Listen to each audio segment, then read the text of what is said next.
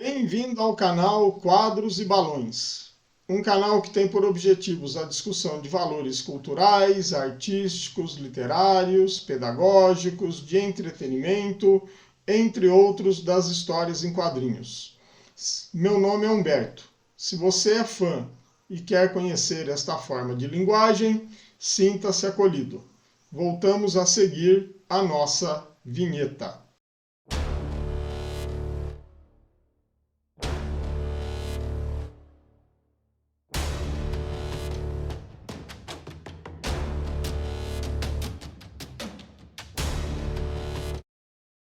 No vídeo de hoje vamos falar sobre Balada para Sophie, de Felipe Melo, Juan Cávia, trazido aqui pela editora Pipoca e Nanquim em 2022. A tradução ficou a cargo de Luciane Iyazawa.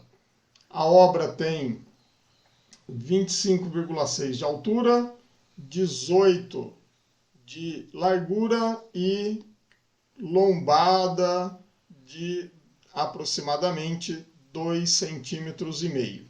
Aqui vocês estão vendo a capa e a quarta capa com a sinopse e esse desenho deste passarinho, que é importante na história em quadrinhos, em alguns momentos.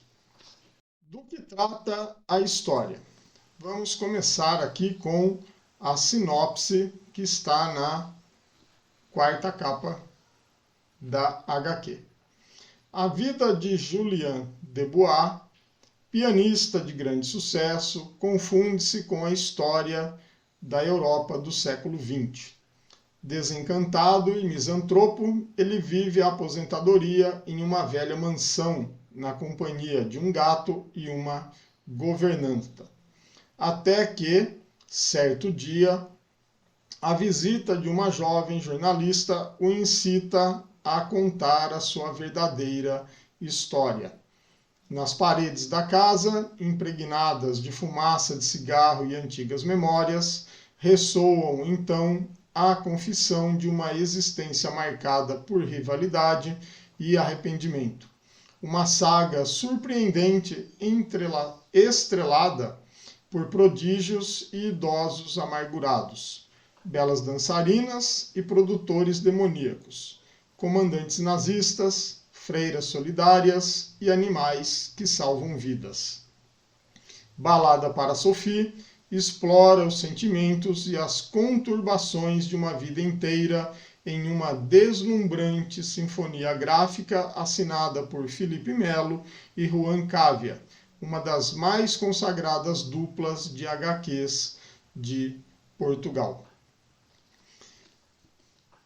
A história, ela começa com a jovem Adeline Jordan, uma jornalista do Le Monde, como vimos aqui na sinopse.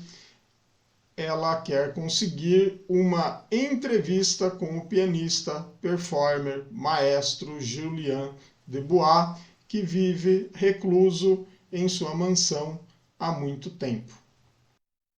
Ao recebê-la, ele lhe nega a entrevista e nota-se um certo senso de depreciação, amargura, de que tudo o que ele fez, tendo a música como ganha-pão e também como meio de ganho de fama, foi para ele um grande embuste. Ela, então, é convidada a se retirar da mansão. Entretanto, ela não se acovarda diante da negativa do personagem, no caso Julien, e passa o dia e a noite sentada ao pé da escada, dormindo ao relento. No dia seguinte, ela vai ser convidada a entrar novamente na mansão e, após uma rápida conversa, Julien Debois, ou Eric Bonjour, como nós vamos descobrir que ele tem um nome artístico, vai lhe contar a sua história. E vamos descobrir de onde vem a rivalidade com François Sanson, o poeta do piano. E, segundo as palavras do Julian, o melhor pianista de todos os tempos. Abrimos então, depois dessa introdução, com o capítulo 1, intitulado Julien Dubois, em que ele nos mostra o início da sua vida como pianista, incentivado ou pressionado por sua mãe, uma mulher muito austera, muito rígida e, como veremos mais à frente, bastante sagaz. Julian não tinha pai, e isto é indicado em 2 quadrinhos neste capítulo. Neste capítulo, vamos voltar no tempo em que, em um concurso de música, Julian vai se deparar pela primeira vez com aquele que será o seu nêmesis antagonista no mundo da música.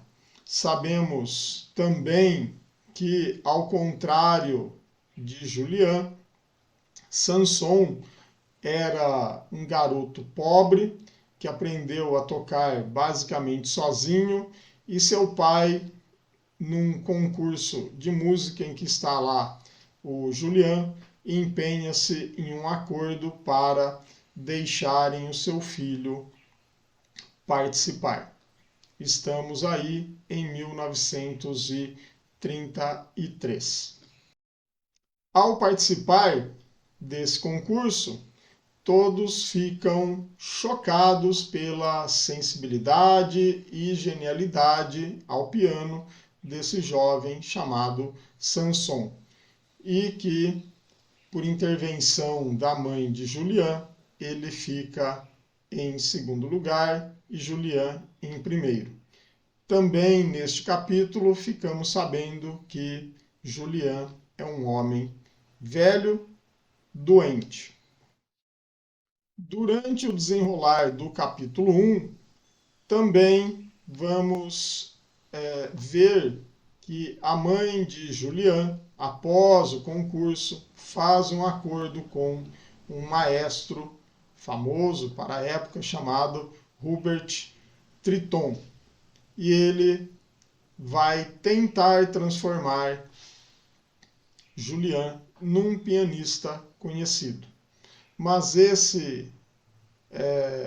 essa transformação, diferentemente de Sanson, que tem ali a sua genialidade, a sua sensibilidade de maneira natural, ela no Julian será fruto de um trabalho bastante árduo, não pela sua genialidade, mas por conta de habilidade. E também temos que no seu interior, Julian, de algum modo, ao entrar em vários concursos, esperava em seu íntimo encontrar novamente Sanson e vencê-lo de maneira justa.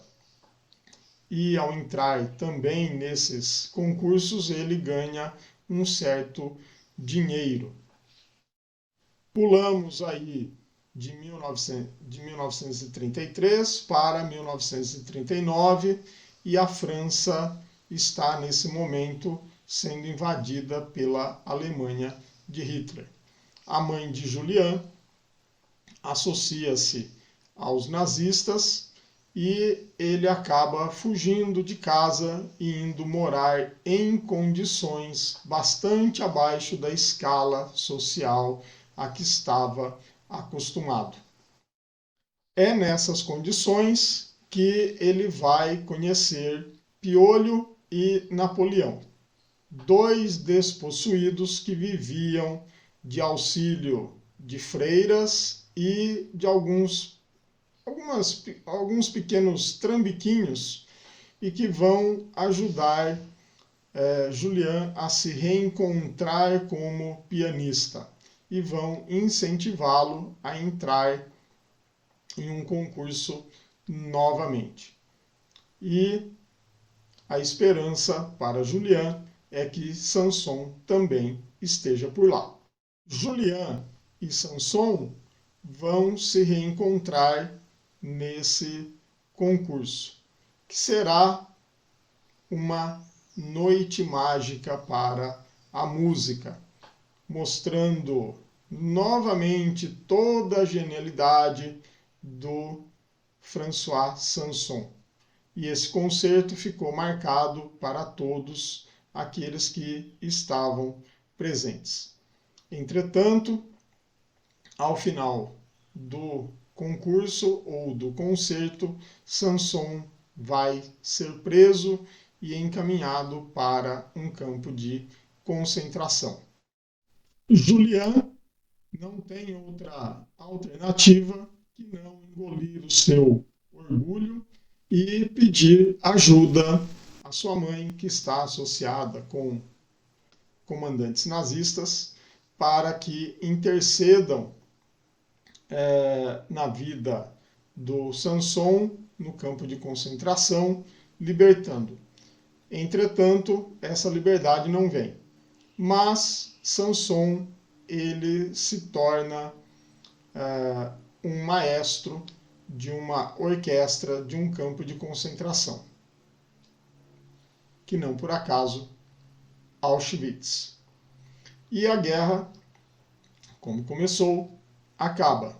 A França se torna liberta. A mãe de Julian acaba perdendo tudo ao final da guerra, além de ser taxada de pró-nazista.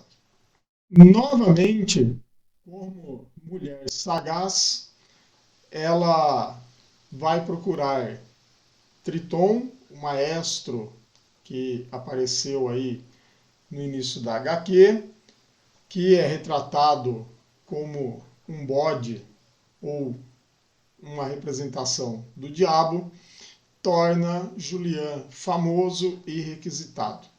Mas essa fama e esse processo de ser requisitado não se dá na música clássica, mas na música popular.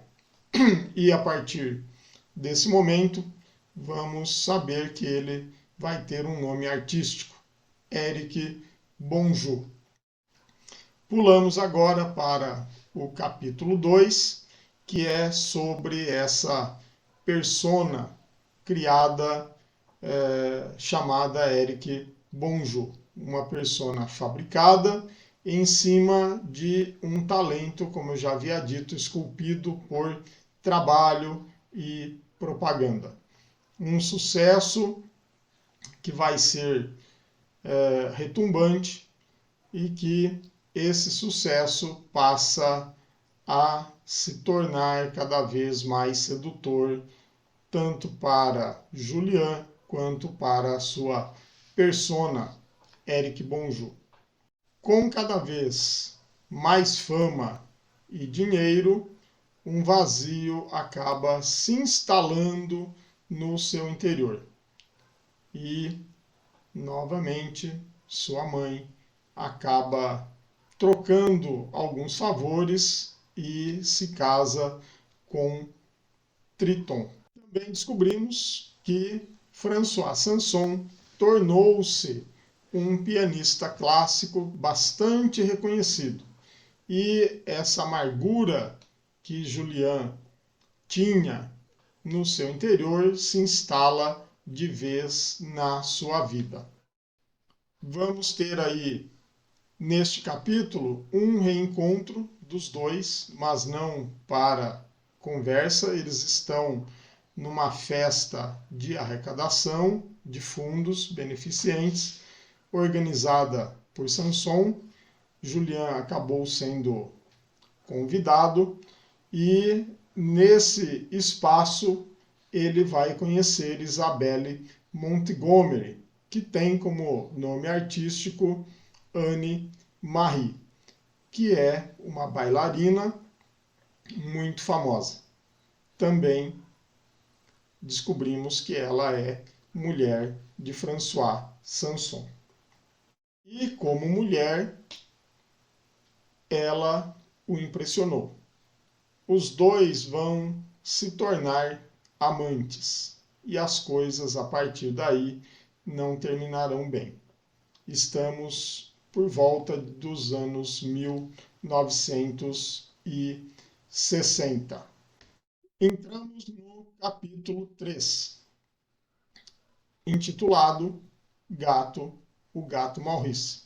Neste capítulo, nós vamos conhecer o gato Maurice e como ele foi adotado por Julian.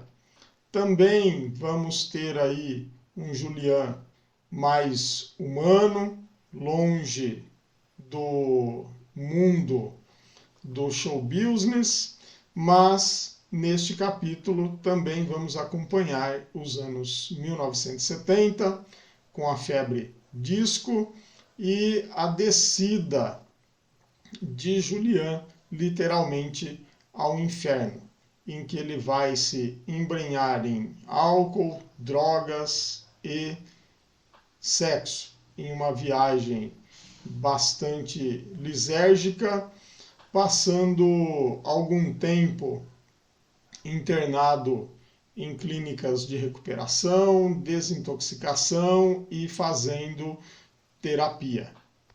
E é neste capítulo que, literalmente, Julian vai se sentir uma pessoa sozinha. François Sanson, seu nêmesis, sua contraparte na música, morre. E os dias mais trágicos de Julian viriam a partir do enterro desse grande músico, o poeta do piano.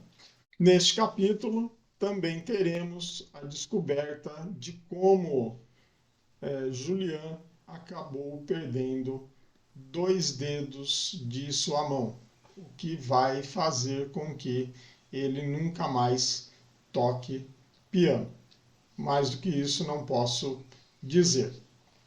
Após a descida ao inferno, depois de ter vendido literalmente sua alma ao diabo, de ter espiado os seus fantasmas, a redenção e a salvação começam a vir para Julian através da presença de Marguerite Manchon, a governanta e aquela que será a cuidadora dele para o resto da sua vida.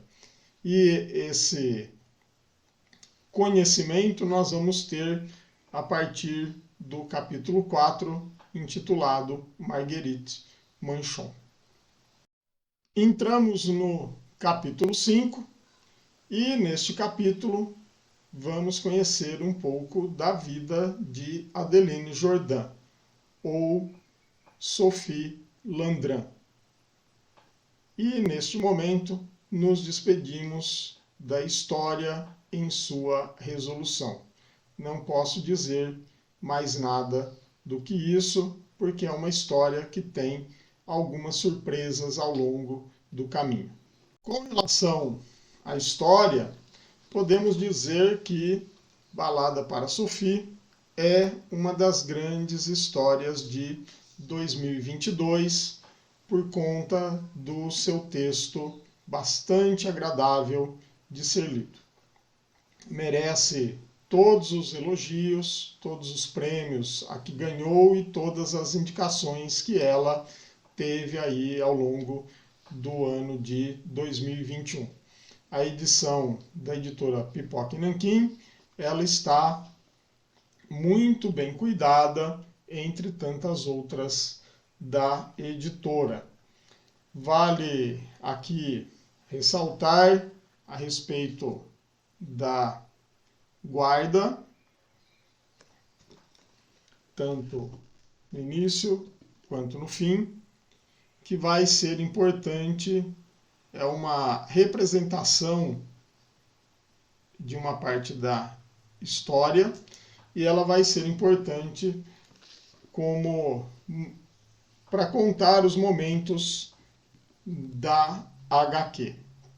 Prestem um pouquinho de atenção que vocês vão entender.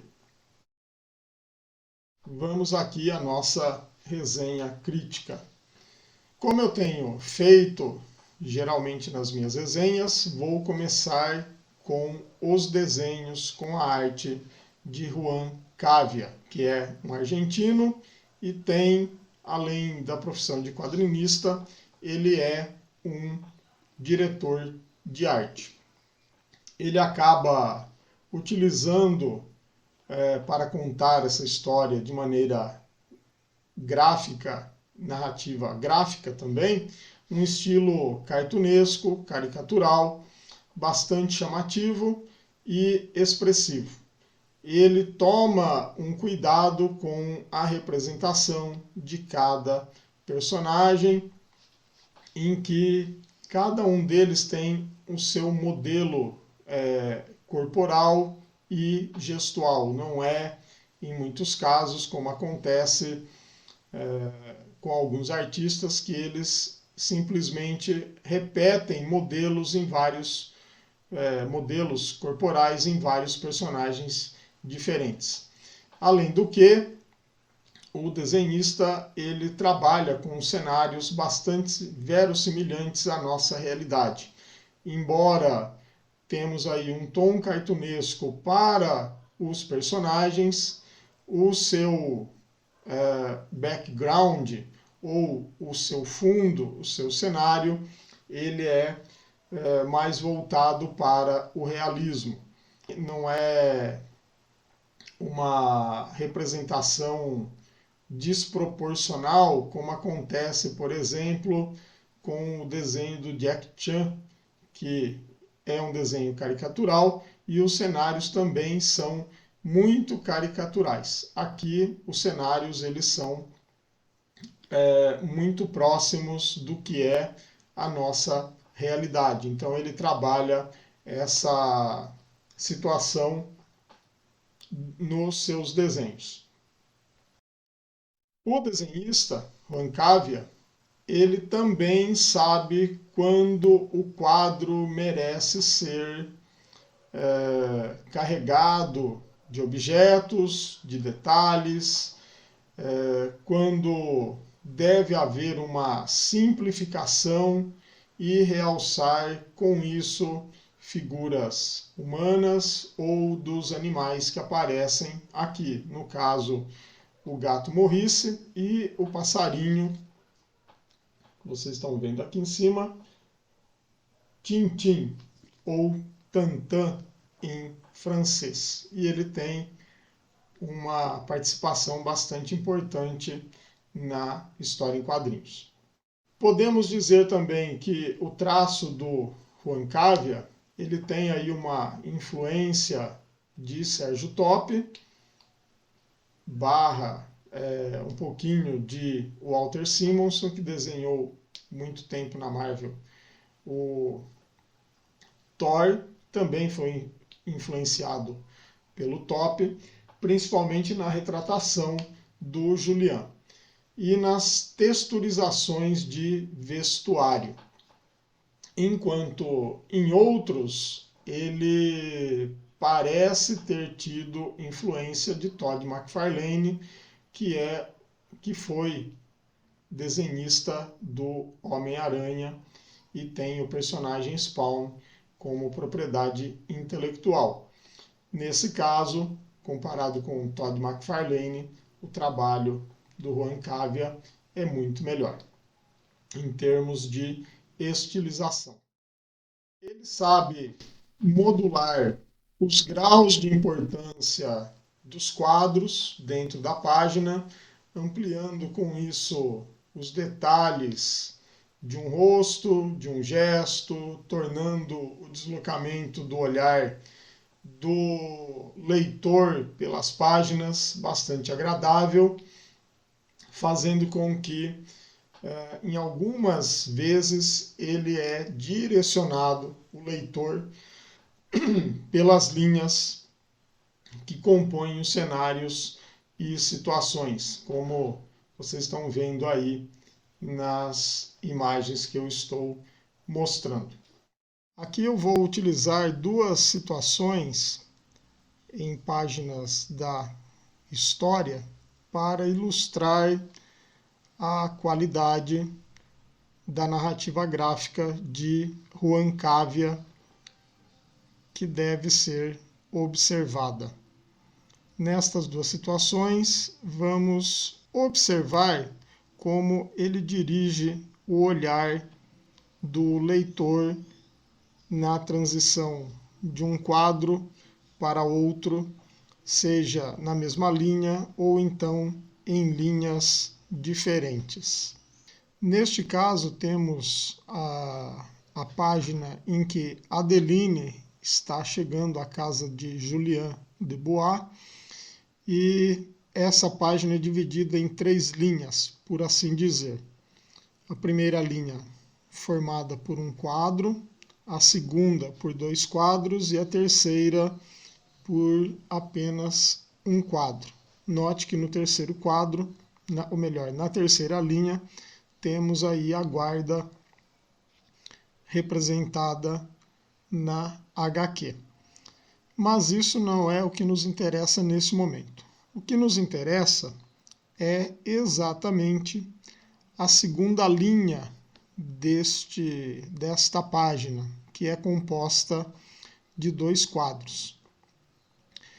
Então, nós temos aqui a Adeline está olhando para toda a decoração e no quadro seguinte ela está observando tanto a pequena escultura do busto do Julien mais novo, quanto uma foto.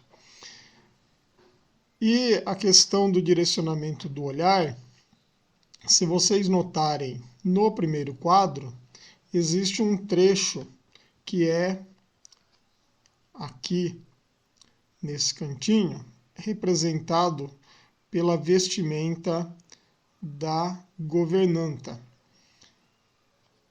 Quando nós observamos isso, o que o olhar do autor ou do desenhista está nos mostrando com esta parte da vestimenta? Ela vai fazer com que o nosso olhar se volte para o quadro seguinte pelas vestimentas da Adeline.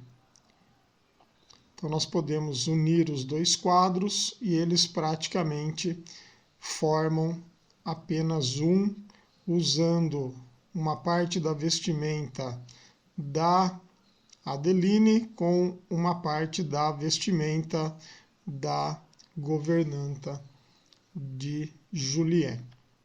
Ok? Isso é um trabalho de esmero de fazer com que o olhar do leitor seja seguido pelo desenhista na transição de um quadro para outro. Temos aqui um outro quadro em que Julien está com a esposa de François Sanson. Os dois estão num bar e todas as linhas, ou pelo menos uma parte do nosso olhar, é direcionado de um quadrinho para o outro. Como acontece esse direcionamento? Exatamente pelas linhas do primeiro quadro, que estão aqui unidas nesse, digamos, triângulo. Se vocês repararem, o nosso campo de visão está aqui e acompanhamos pelo olhar toda esta abertura embaixo da página, utilizando essas linhas que convergem para o mesmo ponto. É um trabalho de câmera que denota que o desenhista tem claro controle do direcionamento do olhar do leitor, como estão vendo aqui na imagem. E elas vão se unir na nossa visão por conta desse direcionamento.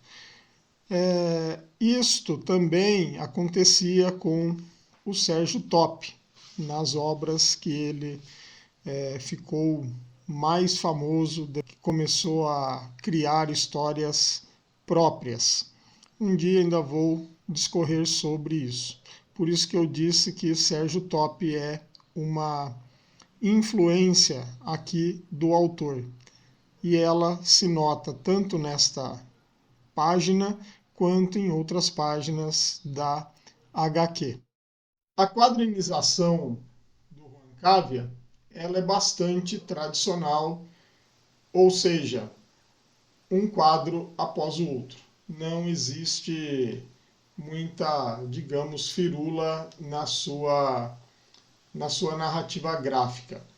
Ele vai acabar saindo aí desse tradicionalismo quando ele nos mostra o Julian embriagado, drogado, nos remetendo a essa sensação de mudança de estado de consciência, onde tudo vira de pernas para o ar, trazendo aí uma sensação de vertigem.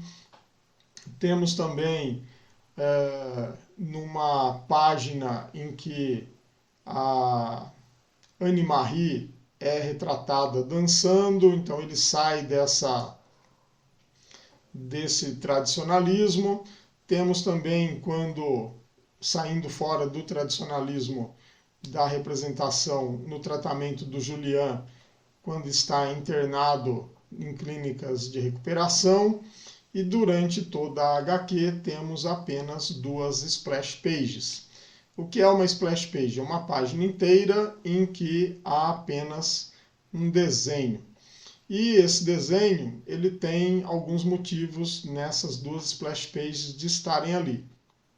Ampliar o significado do que está sendo mostrado e também dar um respiro ou um momento de paragem, diminuindo com isso o ritmo narrativo. Podemos dizer que é um trabalho magistral de um diretor de arte que sabe os segredos do seu ofício. Ele sabe que está dirigindo um elenco, embora fictício, em uma mídia estática, e também dirige o leitor.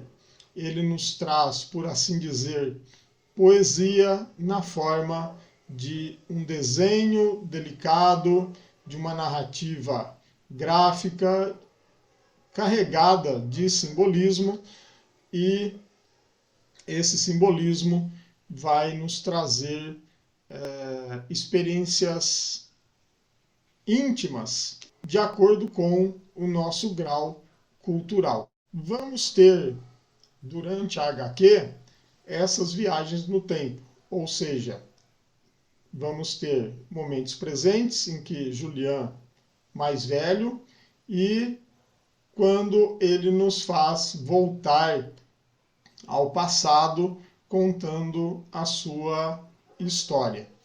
E nesse caso, o artista, quando ele vai retratar ou situar o leitor, ele vai usar de cores e texturizações como se houvesse uma película nos dizendo que estamos em momentos diferentes e também carregado de emoções diferentes a partir daquele momento. Quando voltamos no tempo, os personagens vão apresentar algumas linhas ao redor dele, meio soltas, dando a impressão de que aquele passado está sendo construído ou reconstruído para o leitor, como se fosse uma materialização do que ocorreu. É uma preparação, digamos assim, como se fosse um esboço, um rascunho, que muitas vezes desenhistas e arquitetos acabam fazendo antes de terem o seu desenho final acabado. E essas linhas não estão ali por acaso. Talvez como uma partitura, digamos assim, que vai tomando a página, essa história ela vai sendo contada deste modo pelo artista, como se fosse o desenrolar de uma sinfonia ou de um concerto. E esse tom metafórico, digamos, como se fosse uma fábula, é bastante evidente na página de abertura, em que vemos do lado esquerdo um desenho bastante esmaecido e na parte direita dessa página um desenho mais concreto, uma figuração mais concreta, como se fosse palpável. E ao terminarmos a história, também o inverso se dá.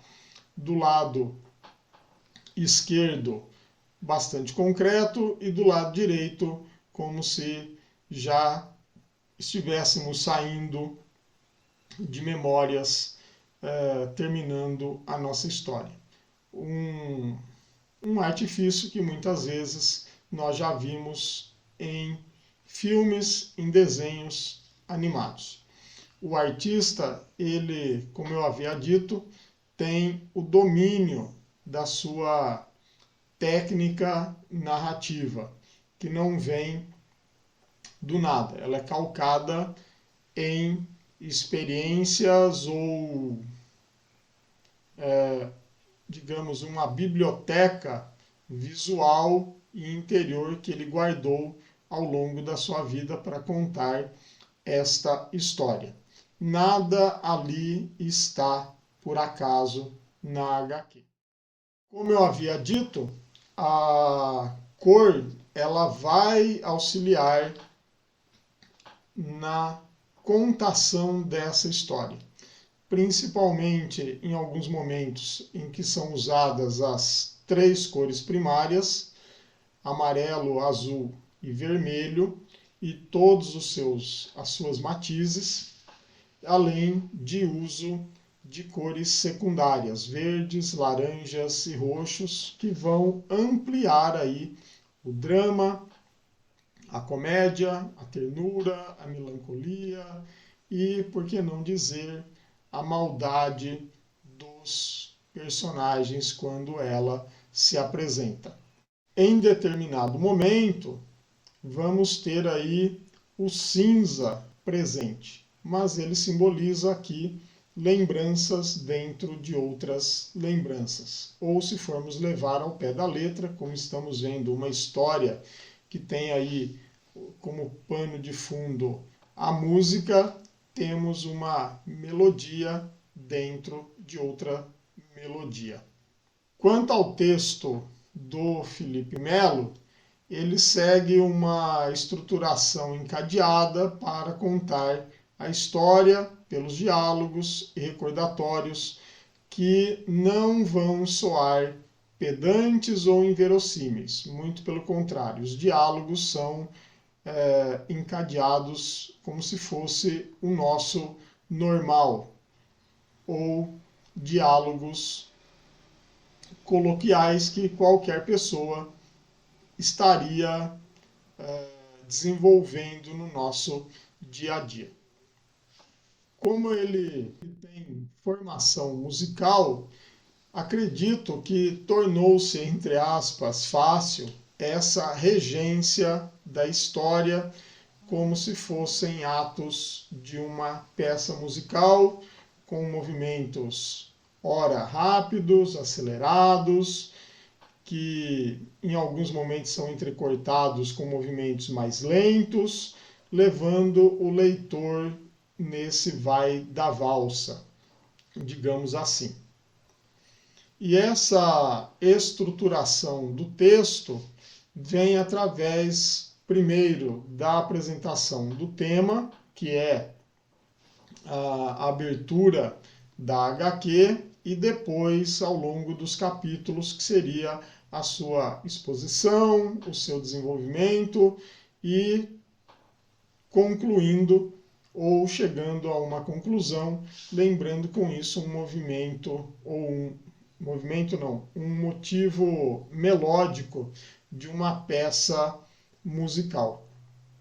E às vezes estamos ouvindo metaforicamente um ou vários movimentos, e em outros momentos nós vamos ter aí um conjunto musical sem que os instrumentos se sobressaiam uns aos outros. O autor, ele sabe, assim como o desenhista, o artista Juan Cavia, nos desenhos, colocar elementos textuais nos quadros que não deixam a leitura cansativa, sendo que o texto em cada quadro, quando ele aparece, está de bom tamanho dentro desse espaço, para não se sobressair e também não se tornar verborrágico.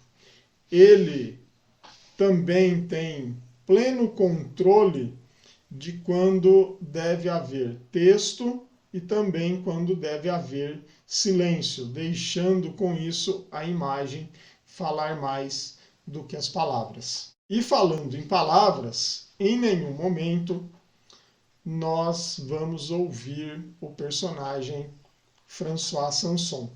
Ouvimos a sua alma através das músicas que ele gravou, quem ele é, pela expressão de sua sensibilidade, e temos em apenas um momento a sua opinião sobre algum fato. E mesmo assim, essa opinião não é dita por ele. Quem é o porta-voz dessa fala do François Sanson é Julian, como se ele fosse o receptáculo da arte de François Sanson e soubesse verdadeiramente o valor daquele ser humano.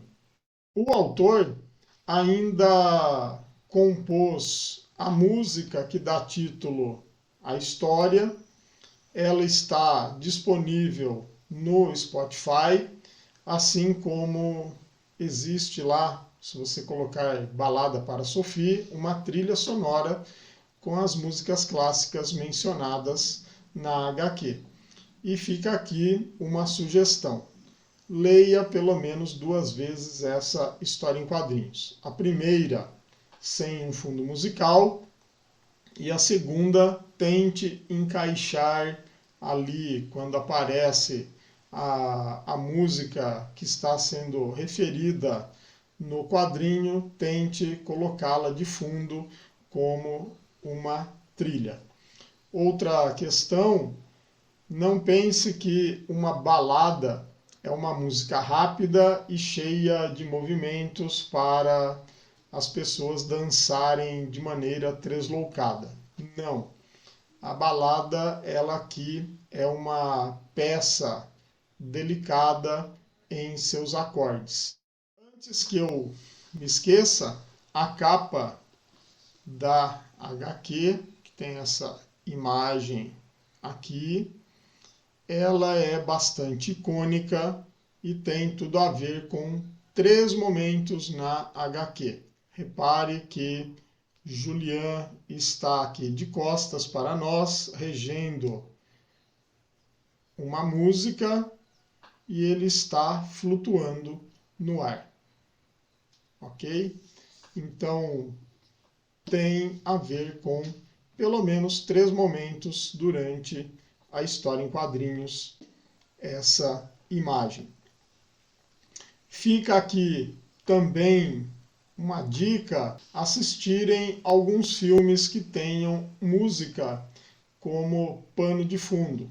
Por exemplo, A Rosa, O Pianista, Rocketman, que é sobre a vida de Elton John, Bohemian Rhapsody, a vida do Freddie Mercury, Elvis, Amadeus, sobre a vida de Mozart. Se houver mais algum, por favor, coloque aí nos comentários. Esses filmes, eles acabam se comunicando com esta história em quadrinhos. Não que ela seja totalmente original, mas ela tem influências do que aconteceu na vida de alguns músicos. Por isso, a minha dica aí para assistir esses filmes.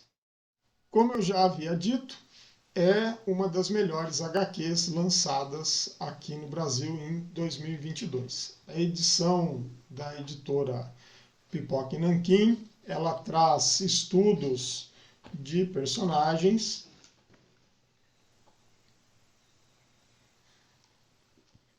a partitura da Balada para Sophie, para quem tem aí formação musical, ok? Essa partitura criada pelo Felipe Melo, e também traz uma pequena biografia dos autores.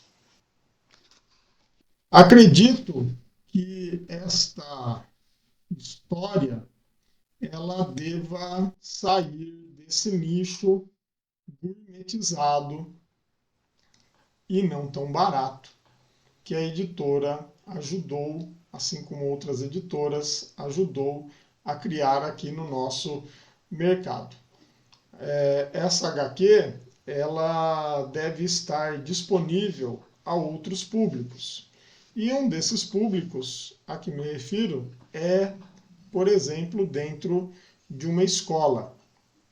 Talvez aí para o ano de 2023 em diante, a editora pudesse pensar em incluir a HQ em programas de fomento para a educação, claro que sem essa capa dura, como por exemplo o PNLD literário, pela qualidade do texto e professores conhecendo a obra, talvez ela ajudasse a incentivar o processo de leitura por parte de alunos. E o que nós estamos precisando neste país é de mais leitores. E esta HQ, ela tem alguns pontos que podem ser trabalhados dentro de uma escola, por exemplo, com atividades diferenciadas. Também vou dar um pequeno puxão de orelha na editora, pois este quadrinho ele merecia 1 ou 2 paratextos para situar o leitor ou os leitores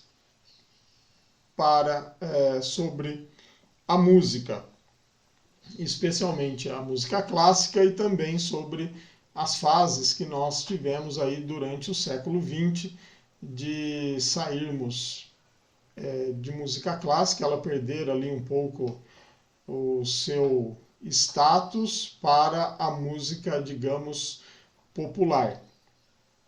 Ela também um dia já foi popular.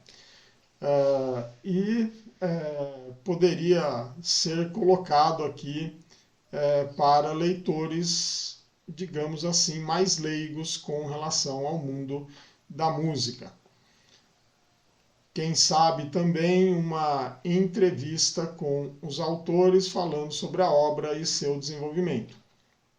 Necessariamente, não precisaria ser impressa na HQ, para não encarecer mais e criando com isso um caderno a mais para que tivéssemos essas informações, mas que ela pudesse disponibilizar esses paratextos ou no site ou em algum local aí de repositório como fizeram, por exemplo, quando lançaram a primeira HQ do Hiroshi Hirata aqui no Brasil, o primeiro mangá dele. E isso, acredito eu, ampliaria o entendimento ou o significado de algumas passagens durante a história.